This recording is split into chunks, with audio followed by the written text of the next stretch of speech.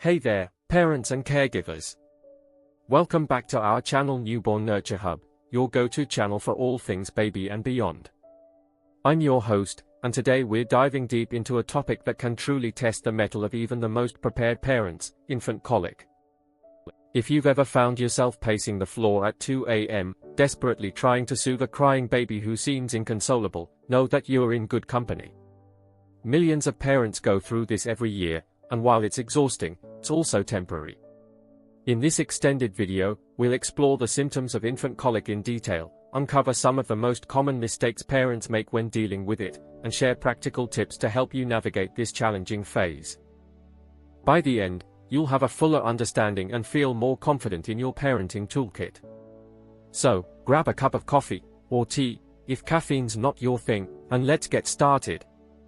First things first, what exactly is infant colic? Colic isn't a specific disease or medical condition, rather, it's a descriptive term for episodes of frequent, prolonged, and intense crying or fussiness in an otherwise healthy infant. It typically begins around 2 to 3 weeks after birth, reaches its peak intensity at about 6 weeks, and fortunately, tends to resolve on its own by the time your baby is 3 to 4 months old. Medical experts aren't entirely certain about the root causes, but several theories exist. Some believe it's linked to an immature digestive system that struggles with processing milk or formula, leading to gas buildup and discomfort. Others point to oversensitivity to environmental stimuli, like bright lights or loud noises, or even just a normal developmental stage where babies are learning to regulate their emotions and nervous systems. Importantly, colic doesn't indicate any long-term health issues for your baby. They continue to eat well, gain weight, and hit milestones as expected. The real challenge is the toll it takes on parents' sleep, sanity, and overall well-being. Now, let's break down the symptoms in more depth so you can recognize if your baby might be experiencing colic. The defining feature is excessive crying that seems to come out of nowhere and is incredibly hard to soothe. Pediatricians often refer to the rule of threes as a guideline. Crying that lasts more than 3 hours a day, occurs at least 3 days a week, and persists for 3 weeks or longer in a baby under 3 months. These crying spells usually cluster in the late afternoon or evening, a phenomenon sometimes called the witching hour, when your baby might scream relentlessly despite your best efforts. Physically, you might notice your baby arching their back as if in pain, clenching their tiny fists tightly, and pulling their legs up toward their tummy, which can suggest abdominal discomfort. Their face often turns flushed and red from the exertion of crying, and they may frown or grimace intensely. Additionally, colicky babies frequently burp or pass a lot of gas during or after these episodes, which might lead parents to suspect tummy troubles like indigestion or trapped wind. Unlike typical crying, which responds to basic needs like feeding, changing, or cuddling, colic cries persist even after you've addressed those. It's heartbreaking to watch, and it can make you question everything from your feeding routine to your bonding with the baby. But remember, this isn't a reflection of your parenting, it's a common phase that affects up to 20 to 25 of infants. To illustrate, imagine this scenario: it's 5 p.m., you've just finished a long day, and suddenly your baby starts wailing. You try rocking them, singing lullabies, offering a pacifier, nothing works.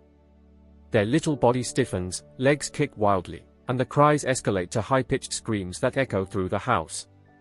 This could go on for hours, leaving you drained. If this sounds familiar and happens regularly, colic might be the culprit. Keep an eye out for other signs too, like swollen belly or frequent spitting up, though these aren't always present. Importantly, colic shouldn't be accompanied by symptoms of illness, such as fever, vomiting, diarrhea, or lethargy. If those appear, it's time to consult a doctor immediately, as it could indicate something else. Shifting gears, let's address the common mistakes parents often make when trying to manage colic. These pitfalls are understandable. Desperation can lead to trial and error, but avoiding them can prevent exacerbating the issue. One frequent error is panicking and assuming every cry signals a serious medical problem. While it's crucial to rule out conditions like reflux or allergies with your pediatrician, jumping to conclusions and making repeated emergency visits can heighten everyone's stress levels without resolving the colic. Instead, maintain a calm demeanor and track your baby's crying patterns in a journal to share with your doctor for better insights. Another big mistake is overfeeding in a bid to hush the cries, mistaking fussiness for hunger every time. This can overload your baby's digestive system, causing more gas, bloating, and discomfort, which ironically fuels more crying. For instance, if you're bottle feeding, constantly topping up might introduce excess air, leading to painful burps. The key is to follow a consistent feeding schedule and recognize that sometimes cries stem from overstimulation rather than an empty stomach. If breastfeeding, ensure a proper latch to avoid inefficient feeding that tires the baby out. Parents also commonly overlook potential dietary triggers, especially in breastfeeding moms.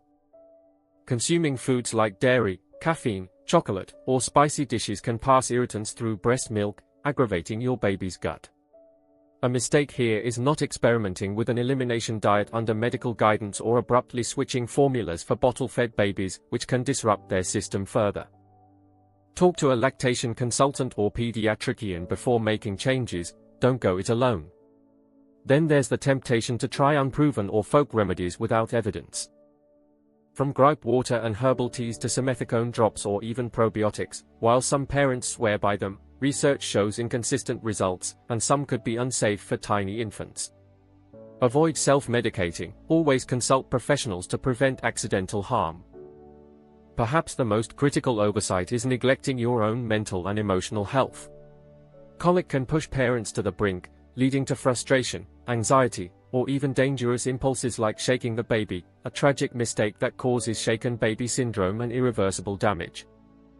Babies sense parental stress, which can intensify their cries in a vicious cycle.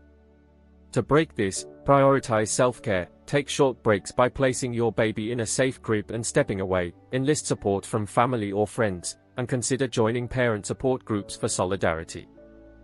Other pitfalls include confusing colic with everyday fussiness, teething, which usually starts later, or even poor sleep habits. Not providing enough tummy time or bundling the baby in too many layers can contribute to discomfort, mimicking colic symptoms. And beware of myths, like thinking colic means you're doing something wrong. It's not your fault. So, how can you steer clear of these mistakes and ease your baby's distress? Start with proven soothing techniques. Swaddle your baby snugly to mimic the womb's security, play white noise or gentle sounds to drown out overstimulation, and try rhythmic motions like rocking or a car ride. Hold them upright during and after feeds to minimize swallowed air, and burp thoroughly, mid-feed and post-feed. A warm bath or gentle tummy massage in a clockwise direction can release trapped gas. Experiment with baby carriers for skin-to-skin contact, which promotes bonding and calm. If symptoms worsen or include red flags like poor weight gain or persistent vomiting, seek medical advice promptly. It might point to underlying issues beyond colic. In wrapping up, infant colic is a grueling but finite chapter in early parenthood. By recognizing its symptoms early, those intense, patterned cries and physical signs, and avoiding pitfalls like overfeeding, unguided remedies, and self-neglect, you can make it more manageable. Arm yourself with knowledge, patience, and support. You're not alone in this. Remember, this too shall pass, and soon you'll be cherishing those quiet cuddles. If this in-depth guide resonated with you, hit that like button, subscribe for more comprehensive parenting advice, and share your colic experiences in the comments. We'd love to hear how you coped. Until next time, take care of yourselves and those little ones.